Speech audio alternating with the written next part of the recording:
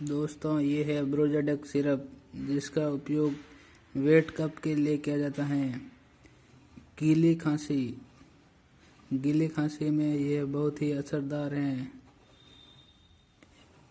इसका डोज उम्र के हिसाब से अलग अलग क्वांटिटी में लिया जाता है। कम एज हो तो कम क्वांटिटी और ज़्यादा उम्र हो तो ज़्यादा क्वांटिटी। इसकी डोज की बात करें तो ये दिन में 2 से 3 बार ली जाती है।